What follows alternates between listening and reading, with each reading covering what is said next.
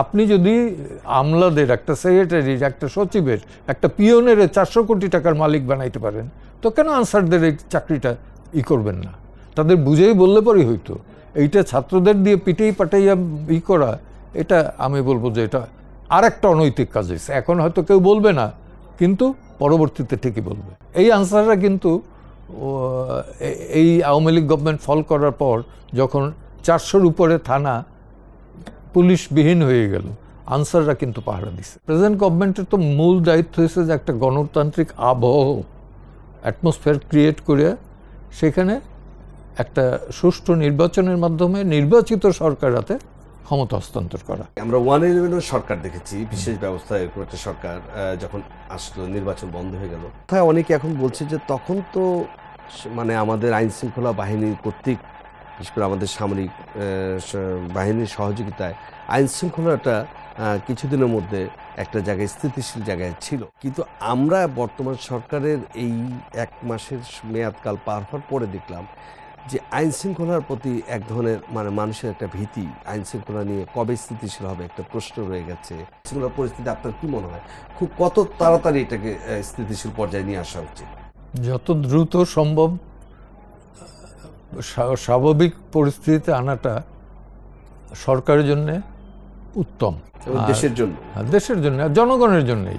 এখানে পুলিশের একটা নন কোঅপারেশন আছে, প্লাস এই আনসারদের যে অবরোধ, এইটা আমি বলবো যে এইভাবে তাদের হটিয়ে দেওয়া বা এই আন্দোলনটাকে ওই থেকে বন্ধ করা, এটা মিডিয়ায় যেভাবে একতরফা আসছে, এটা মিডিয়ারই দোষ দিব। মিডিয়া কিন্তু দোতরফা দিতে পারে না। তো তাতে আনসারদের ওইটা আরেকটা হয়েছে। এই আনসাররা কিন্তু এই আওয়ামী লীগ গভর্নমেন্ট ফল করার পর যখন 400-র উপরে থানা পুলিশবিহীন হয়ে গেল, আনসাররা কিন্তু পাহারা দিছে। সেই আনসারদের আপনি আবার তারা স্বাভাবিক দাবি নিয়ে আসতে পারে। দাবিটা কি?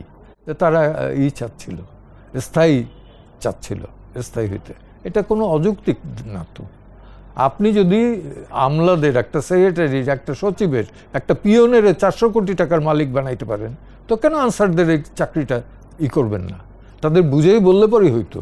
এইটা ছাত্রদের দিয়ে পিটেই পাটাইয়া করা, এটা আমি বলবো যে এটা আর একটা অনৈতিক কাজ হয়েছে। এখন হয়তো কেউ বলবে না, কিন্তু পরবর্তীতে ঠিকই বলবে। আমার পক্ষান্তর চাইলে মনে আছে যে আনসাররা ছাত্রদেরকে অবরোধ করেছিল বা তাদের উপর। না, ছাত্রদের তো করে না, সরকার কি করছে? সরকারের তো অবরোধ করার রাইট আছে সবার, আপনারও আছে, আমারও আছে, রাইট নাই? জি। তাইলে ছাত্র জনতার বিপ্লব হলো এবং সেই ছাত্র জনতার বিপ্লবে ঠিক আগ মুহূর্তে এবং পরবর্তীতে এখন যে প্রেক্ষাপট আপনি দেখছেন, এটাকে কিভাবে মূল্যায়ন করেন?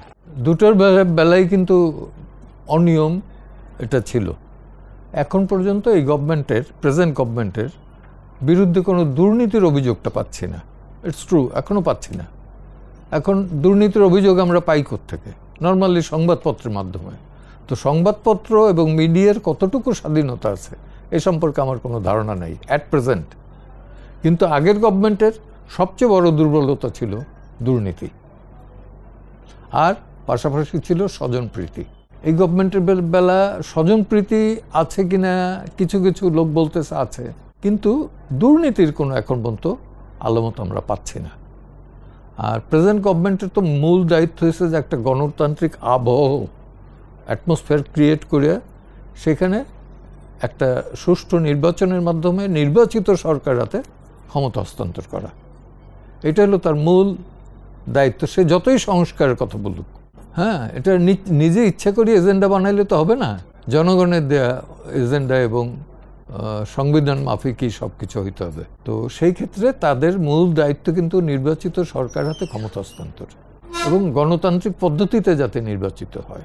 তো পার্থক্য তো এই যেটা দেখতেছে, সরকারের মেয়াদ হয়েছে, সময়কাল কাটছে 1 মাস, আর বিগত সরকার তো ছিল বোধহয় 16 বছর।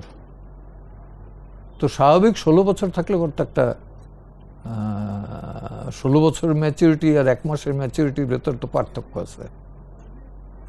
16 বছরে উন্নতি যেরকম হয়েছে, দুর্নীতিও সেরকম হয়েছে। তাহলে 1 মাসে উন্নতিও তেমন কিছু নাই, দুর্নীতিও দেখি না। অবনতির একটা জায়গা আছে, সেটা হলো আইন শৃঙ্খলা পরিস্থিতির।